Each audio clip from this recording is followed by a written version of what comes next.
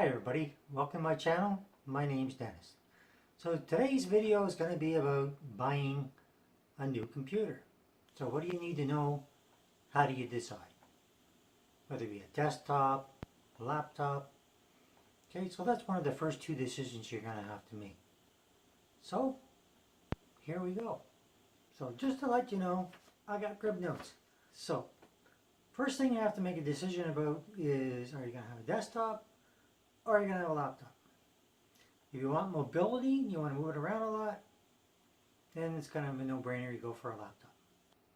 But if you want a system that just sits at one location and never moves, and you want lots of power, okay, then go with a desktop. Okay, but now you have to consider, what am I doing with a computer? Alright, so first off, if you're going to have a laptop, you want to go, things I always want to point out is, you want to have the fastest possible graphics card.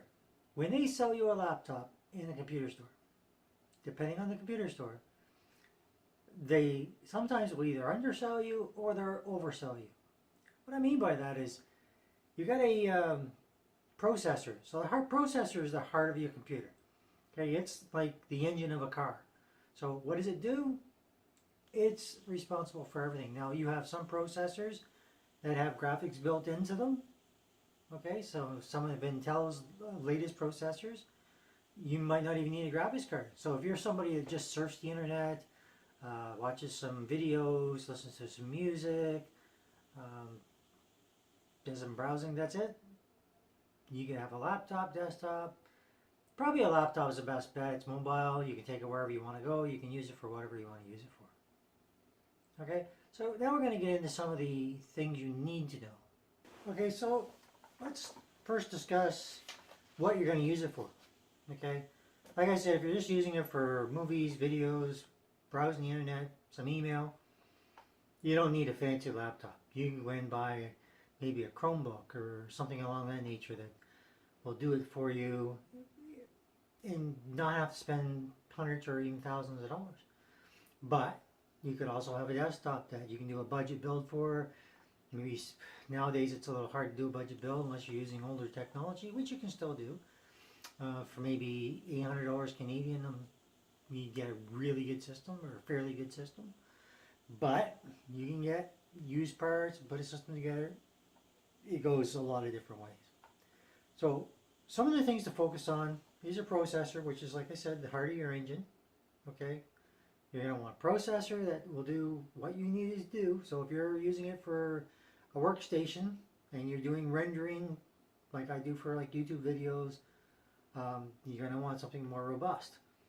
If you don't need it for that, and like I said, the first example, as long as you got good graphics, and like a laptop, one of the things you might want to consider is whether it's an IPS panel, a TN panel, whatever you might want to use with it, to give you the best clarity and the best, you get what it's called blue light. So you want to get that so that you can set it so it's easier on your eyes. So the longer you're watching it, your eyes aren't taking quite a beating. Okay, now I'm referring to laptops right now. With a laptop, depending on whether you're gaming with it or whatever, if you're gaming, obviously you want the fastest graphics card you can get that's in it that you can afford that fits your budget. Okay, I usually, if it's a laptop, I'm going to look right nowadays either a GTX 1070 or an AMD, maybe an R70, thereabouts, somewhere in that area. Okay, and you can go down or up depending on whether you want a 580. Those are some laptops that are coming out that would be beneficial. So another thing to consider is it's normally going to come, maybe a lot of them nowadays will come with an SSD. Now the higher end ones, I don't think a lot of the lower end laptops will come with an SSD, which is a solid state drive, which means there's no mechanical moving parts. So it's going to be more durable. And it's going to be a whole lot faster than a normal hard drive. Okay, I'll show you the difference between those, and then you can kind of make a decision on that, so you know what I'm talking about. Okay, so unfortunately my last video didn't get a lot of views. It was for this test bench. So on my test bench is a hard drive. Okay, a little 2.5-inch hard drive. Now this is a normal hard drive, all right? But what you can also have is an SSD drive, okay? And the only difference between these, they look exactly the same. Usually you're going to want to put your operating system on it and it's just going to boot up faster. Now, if you want something larger because you want to have more space, well, that's when you go to a desktop. And then you're going to have a 3.5-inch drive. So that's the size of it. Quite a bit bigger, a lot more storage. This is 2 terabyte. So that way you know, do you need more storage? Do you need less storage? Do you need more speed? So you have to make your decision on whether you want smaller storage, but more speed, or just smaller storage, more capacity, because a small hard drive will also have more capacity to it than an SSD, which usually is a bit smaller. So you have to, whether you have speed or size, you can get bigger SSD drives, but they become quite expensive. So that's one of the factors you have to pay attention to as well. Bigger hard drives, smaller price. So you go to a desktop, but if you're in a laptop, then you're going to go with a smaller, either an SSD or a smaller 2.5-inch drive, hard drive that'll give you more storage, more room for your music or videos or whatever you're going to do. So that's definitely something to consider. Okay, so something to consider. You got a laptop. So what is a laptop? Well, here we go. This is an MSI laptop. Okay, very small. Okay, you can carry it around. It opens up, and you just have your keyboard. Now, some will have a num lock, some won't have it. So this is either something you get or you don't. This is kind of more of a gaming laptop. Of course, it's from MSI, which kind of gives it away a bit. And you've got a big 17-inch screen. Some models are 17-inch. Some could be 15-inch. Some could be smaller if you go with something like a Chromebook. All things to consider. All right, so if you're looking at a laptop, one of the things you want to consider is the graphics. You've got integrated and you've got discrete graphics cards. Integrated means it's part of the CPU or your processor. Discrete means it's separate from it. Discrete is better. Okay, bottom line. If you want to go cheaper, go with integrated. If you want to go with better, you want dedicated. A dedicated graphics card means exactly that. It's dedicated to the processes that a graphics card that you need for, you need it for your games or maybe a movie, just something that requires a lot more than just a normal browsing the web or something along that nature. You don't want to spend a lot of money. I still have an Asus ROG laptop that has a 780M mobile graphics card in it. So you don't have to go out and buy a GTX 1060 or 1070. Okay, if you can find one that's got maybe lesser, maybe that suits your purpose. However, my rule of thumb on a laptop today is no less than a 1060 or an AMD. I don't know what it would be. I'm not familiar that much with AMD other than graphics cards themselves and desktops. But I would guess if you go for something like a 570 or there around that, then you'd be doing absolutely fine. That's where you can ask the question and look up and do some of the research to find out on the AMD products at least where you want to spend your money. All right, so in a laptop you got your graphics card, motherboard, and everything is all built in, but you still want to research which one it is because you have 2-core processors, you have 4-core, 8-core. I mean, the sky's the limit these days. It goes up to 16 for the Threadripper, I believe, and those are coming out in a laptop, but that is overkill for most people. So just keep that in mind. So best bang for your buck, get a dedicated graphics card, get a modern, like 7th gen CPU processor. Any hard drive is probably going to be okay. I personally would look for an SSD, and this is where the size of your laptop comes into play. If you want to just get a normal hard drive that's in a laptop, that's fine. Or you could get a SSD that comes with a laptop, or just buy one that comes with a normal hard drive. Like a 17-inch would be A lot of 17-inch laptops come with 2 hard drive bays. All right, something to keep in mind and something to look for. So that way, if you start with a normal hard drive and you know, I need more space, you can add another hard drive to it. You can buy normal hard drive sizes up to 2, 4. I'm not sure the biggest size. I know I've seen 4 at least for a laptop. As soon as you get bigger than that, now you're going to spend a whole lot more money for a hard drive. Typically, most users, a 1 terabyte hard drive is going to be more than enough. If you're gaming, okay, you might want 2 or maybe even 4. All right, it depends, but that's a lot of games. So you want to be sure you need it. So if you're using a laptop for work, you might want to consider just a matte screen, if they even make that now. At minimum an LCD, but look for something that's got blue light on your screen if you can get it at a cheaper price. I think most people, I'd say 95% of the population. I could be way off on this. I mean, who knows? Unless you're a gamer, 95% of the population is going to be okay with 8 gigabyte of RAM, which is your memory. Okay, so you want to look for at least 8 gig of memory in your laptop. I'd say the same for a desktop, unless you're gaming, in which case, either way, you want to go 16 gig if you're gaming. Okay, and nowadays there's still some older computers out there, laptops, desktops. You probably can still get DDR3 memory as opposed to DDR4. DDR4 is much more expensive, so your price on your laptop is going to be increased because of that. So try to find your DDR3 if you can find a laptop that still has that in it. But you're giving up processing speed, although I don't think you're going to see much of a difference. Not enough of a difference to justify the cost, in my opinion. All right.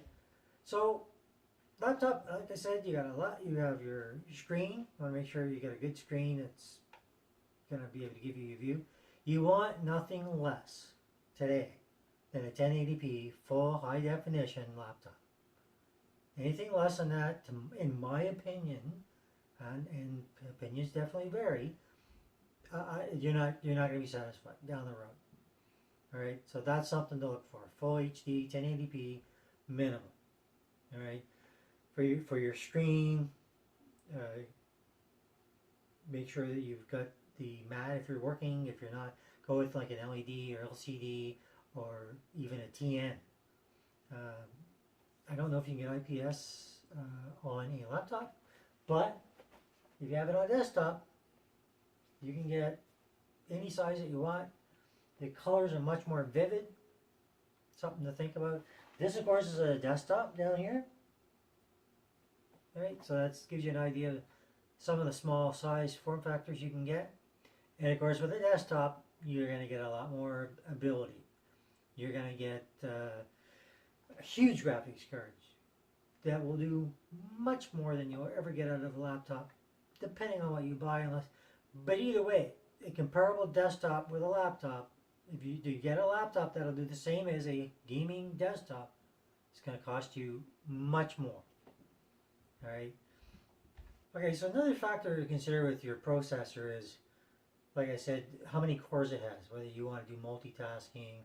If you're somebody who wants to have like a whole lot of windows open, you want to run multiple applications, that's where you get into the difference between whether you want an Intel processor or AMD. Of course, we know with AMD's new Ryzen processors, they're multiple cores, multiple threads, which basically means that they do an awful lot more for you.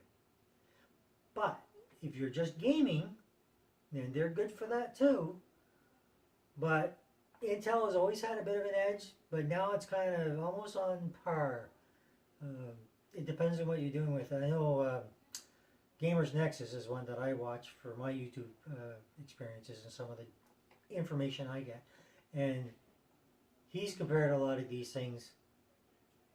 And the number of, like if you're streaming, for example, sorry, I get lost in my thoughts here. If you want to do streaming, online, like as a YouTuber, and you want to run a game at the same time, he's done a comparison. You can look him up online, Gamers Nexus, and he's shown that the i7 7700K actually isn't as good as the AMD version, which is, I believe, he used the R7 1700K. Okay, don't quote me on that because I'd have to go back and look at it, but if you look at his video, you'll be able to see that there's a slight advantage depending on what you're doing. But if all you're doing is gaming and you don't care about multi-threading and you're not going to stream, then the i7 7700K would be more than you'll ever need. For now, at least, until games get much more, start taking advantage of the multiple cores and start taking advantage of all the other stuff out there. Alright, so that's a process you can look at for your laptop. An 8-core laptop is going to be sufficient for most of the population, even gamers. Okay, 8 GB of RAM, unless you're a gamer, is good enough. Even if you're a gamer, 8 GB can be enough. I run 16, but that's just because I run some higher end games. But I know that I can run 8 GB and still run some of those same high end games. So it's just preference. And that's one of the things where they'll try and upsell you. Oh, you shouldn't get the laptop with 8 GB. You should get the one with 16 GB. But sometimes what they don't tell you is, oh, wait a minute, the laptop with the 16 GB does it as an integrated graphics card, but the one with 8 has a dedicated. Go with the dedicated. That's my opinion again, but you'll be happier with it. It'll do more for you. And the higher end that you get, the better it'll be. Again, stick with no less than the GTX 1060 or the equivalent AMD product. Sorry, I'm just not that familiar yet with AMD on that scale. I'm desktop for graphics cards, yes, I know that more. Like an R9 290X, which is an older graphics card, probably about 3 years or maybe even more now. I still run that on one of my computers from desktops, and it runs all the latest games, no problem. So anything newer than that in a desktop, you're going to be fine. So I guess the next thing other than RAM is knowing what type of RAM you need, whether it be DDR3, DDR4, and the speed of the RAM can make a difference too. Right? You don't have to go overkill and get like 3888 for a desktop. You can get like 2400 and be just as happy and probably never notice the difference, quite frankly. Alright, so we talked about hard drives.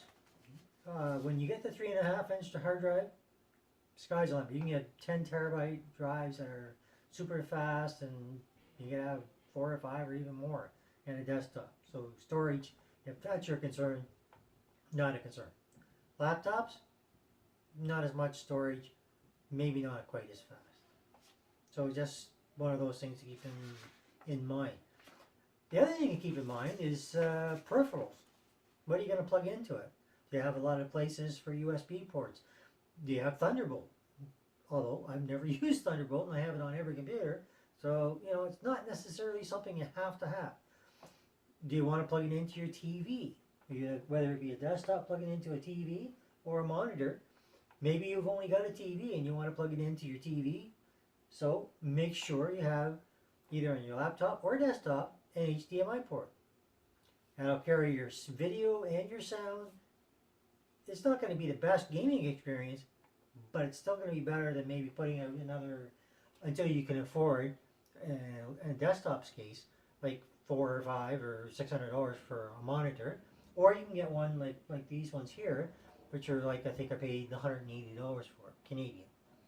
So if you're running a lot of USB stuff, you want USB ports to plug in, you want to see how many you got. Most laptops should have at least 2 or usually 4 even. If you're using the old standard VGA to plug into an old VGA monitor, well, there's not that many of them around, so you really don't need that. You don't need the VGA. A lot of monitors, a lot of desktop graphics cards, for example, are going to DisplayPort. Alright, I know I'm dancing around here a bit, but I'm just trying to make sure I kind of cover both sides of the issue of what you want to look for when you buy. I'll sum it up at the end of this video. I'll have a breakdown. I'll kind of list my suggestions for low end and high end on both the laptop and the desktop. and then you can make your choices from there. At least to give you a starting point of what to look for. Because if you don't know and you walk into a store, they might not sell you what you need, or they might oversell you and sell you something that's so much more pricey than what you actually have to spend the money on. Okay, so some of the other things to consider are, other than HDMI, is do you have an SD slot? Most laptops are going to come with an SD slot. So if you're working with photography, that's something you might want to look for. Basically, it's a little SD card. It's very small. It's about that wide, and it's very thin. If you work with photography, you know what it is. Or if you have a camera, all digital cameras today usually will have one of these. I don't know if any that don't have them. And basically, you take the little card out, you put it in the laptop, and then you can see your pictures and everything up on the screen. Okay, desktops can do the same thing, or you can put it on like a USB stick, right?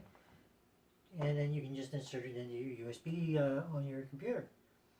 But that's where you have to make sure what kind of USB slot do you have. Is it if it's black, usually it's USB 2.0. If it's blue, it's USB 3.0, and it goes on for 3.1 and so on and so on. But if you're just trying to get the normal laptops, most normal laptops, 3.0 is plenty for transfers, for that kind of stuff. So you want SD slot for photography, or just if you're using it for anything else for that matter, because you can use it for other purposes other than just photography as well. You want to take in consideration, then this is something often overlooked, does it have Bluetooth? Not every laptop has Bluetooth. You would think every laptop would have Bluetooth, but they don't all. And the lower end laptops, a lot of them don't have Bluetooth. Doesn't mean you can't buy a little dongle and put it in and activate and have Bluetooth, but then you're using up your slots that you might want to use for something else. It's all possible. But so if you want to do that and get the lower end price of a laptop and then just add it on afterward, that's fine. But make sure it has the slots for you to be able to do that, and still have slots free for maybe if you need speakers or whatever else you want to use outside of the normal. All right.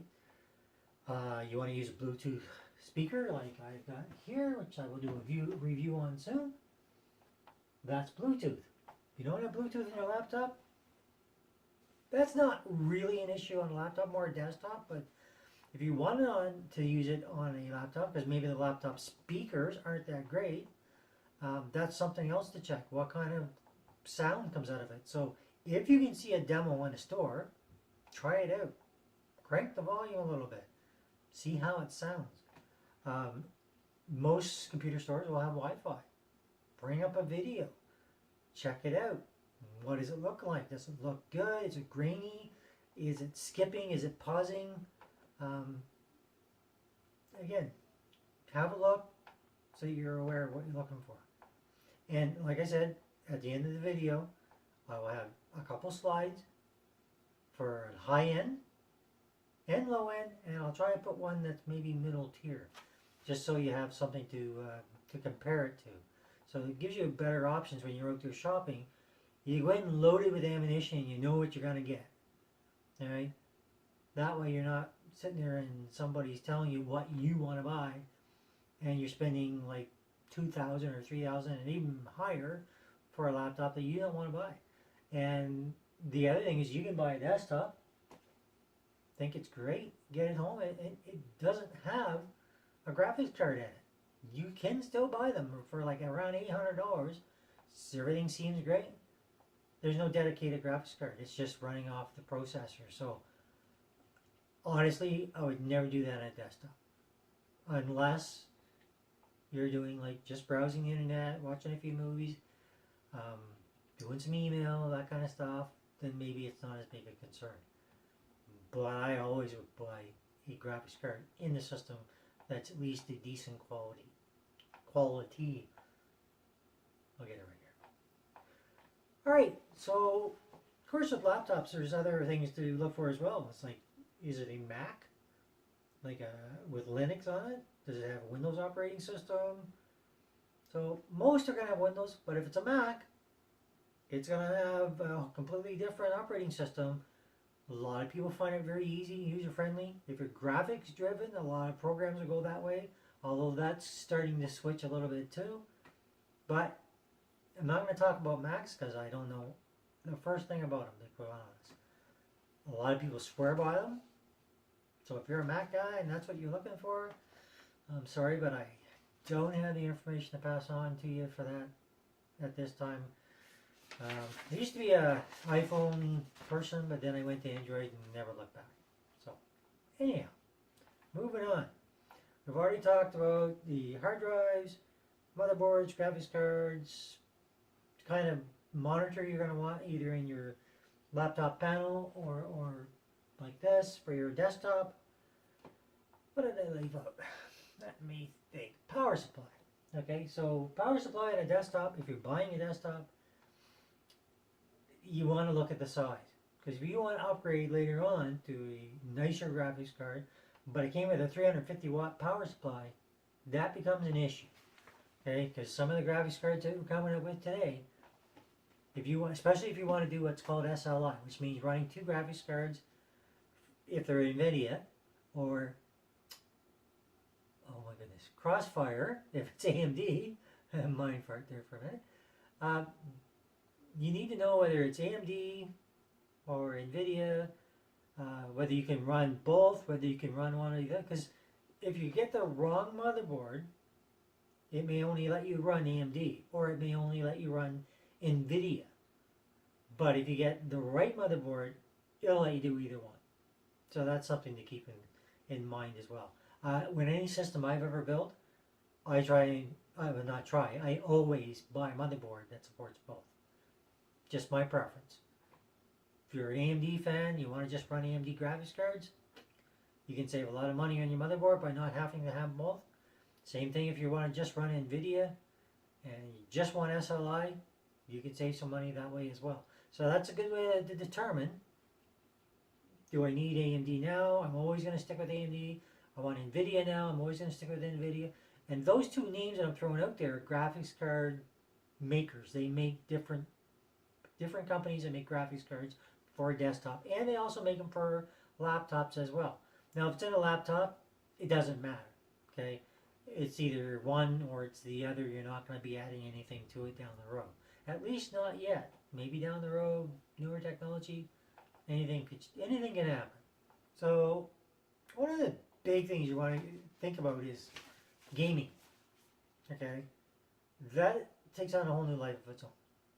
If you're gaming, you want the best of everything. You want the SSD. You want the hard drive for storage. You want the best graphics. You want the best processor. Motherboard, if it's in a laptop, whatever comes with it. You want the best company that puts out the best product. So it's either MSI or Asus ROG Gaming, or it's any of the other ones that are out there. Those are just my two preferences, so that's why I say those two. Some people are saying the HP Omen is not too bad. It's actually gotten much better than what it was in the past. But I've had HP laptops that I've gamed on and been very happy with them. So all comes down to a matter of preference and what you're looking to do. So if you're looking to game, you want the best of the best. But you can still go best of the best without breaking the bank. You don't have to have like a GTX 1080 Ti, or you don't have to have a Titan, or you don't have to have the latest AMD Vega 64 or the Vega 56. You don't need that. I think it's 56. Maybe it's 54. Again, it's new, so I'm not up on it. I don't get reviewers sending me products, so I can have lots of them scan it around and just look and say, oh yeah, that's what it is. Anyway, pretty sure it's 64 and 56, but might be 54. Not certain. Either way, if you get lots of storage, because games are now like 25 gigabyte or more, you got a good processor, you picked your motherboard, you've got your hard drive, your power supply, and never ever cheap out on your power supply in a desktop. I would recommend no less than 750 watt. You can get away with 600, 650, that'll be fine too. especially if you're only running one graphics card. If you're only running one, you can go with 500 for that matter, and still be fine. It's just you want to keep in mind if you're going to run two graphics cards together, you're going to need more power. And the new AMD graphics cards, they're eating up a lot of power. Like one of the things I read was one of the Vegas was running upwards of 400 watts for power. It just seems crazy to me. But if that's true, then you want to have a really strong power supply to make sure everything is going well. So you've decided what you want. You've looked everything up. You know how fast you want it to be. You know what the graphics card needs to be. Everything. You know everything you want to buy. That's great. But now where are you going to buy it at? Okay? You can go to your local retail box stores. Chances are they're probably not going to have it. Doesn't mean they can't order it for you. Which if they can, great. Because then you maybe have a warranty or something like that. Typically, when I buy mine, I buy my stuff from a store in Canada. It's called Canada Computer. I have bought my last laptop from an online retailer because it was like thousands of dollars. Still using it. Still does everything I want to do. And one of the things you want to look for is warranty. Okay, do you want a warranty? Do you don't care about a warranty? A lot of people spend hundreds of dollars on the warranty. Thing to keep in mind, if it's a laptop or a desktop even, it automatically comes with a 1-year warranty. Alright? Doesn't necessarily cover everything. Look to see what it tells you it covers.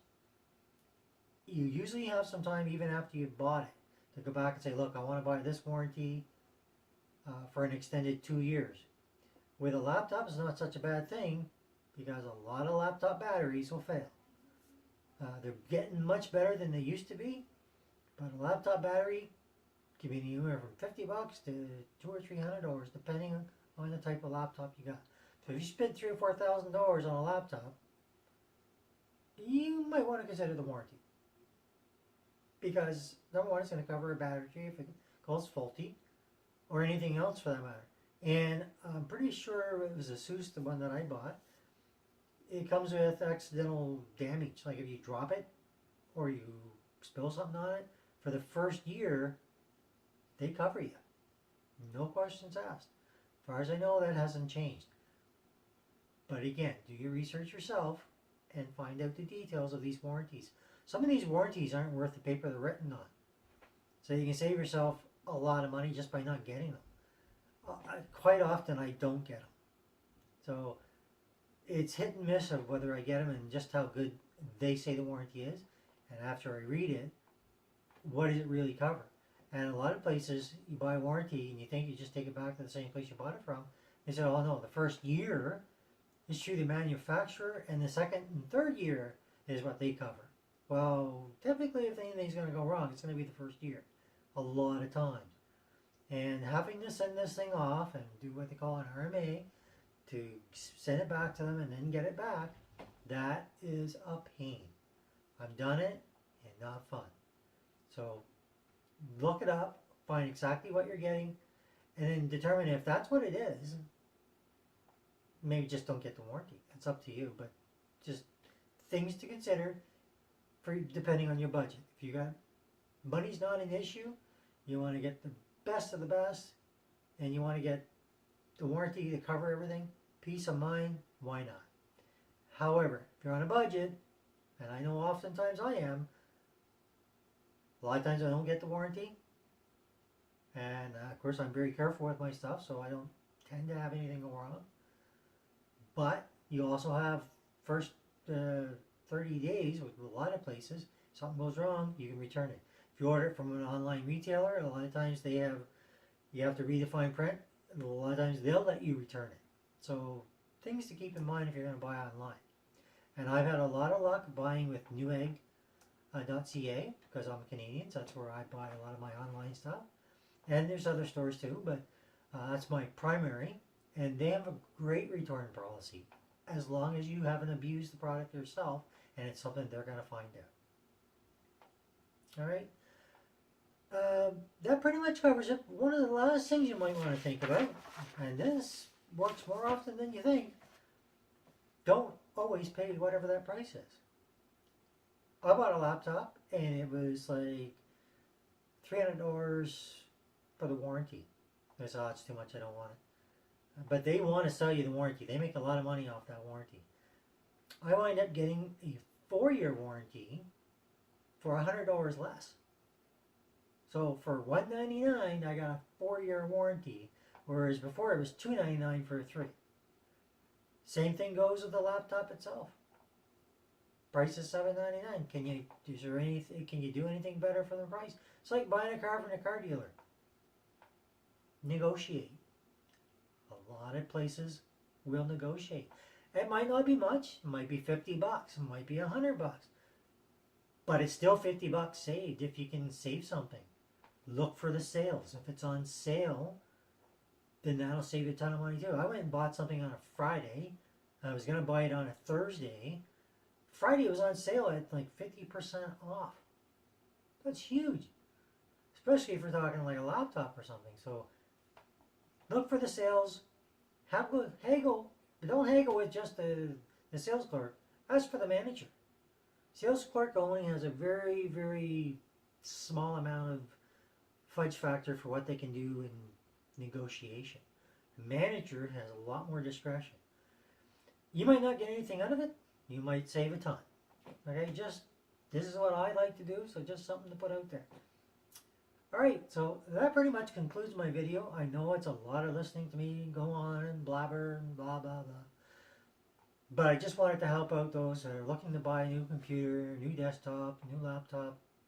Just to give them some bits of information to kind of guide you down the road. And I'll put those slides in here in the video as well. That'll help you out and help you make more decisions on what you want to buy. All right? Thank you.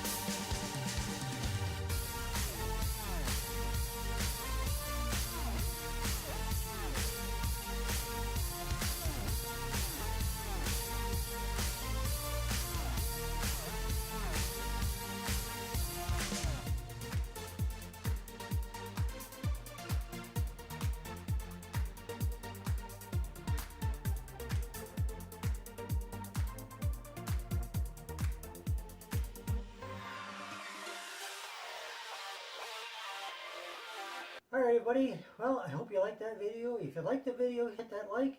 If you don't, well you know what to do. Please subscribe. I'm up to 30 subscribers now. I'm very happy over that. I got a long ways to go. So if you like the videos, if you like the content, maybe not this blathering on maybe it's not your thing. But if it is, let me know. Put it in the comments. Say, please don't ever do a video like that again. Or please do more videos like that.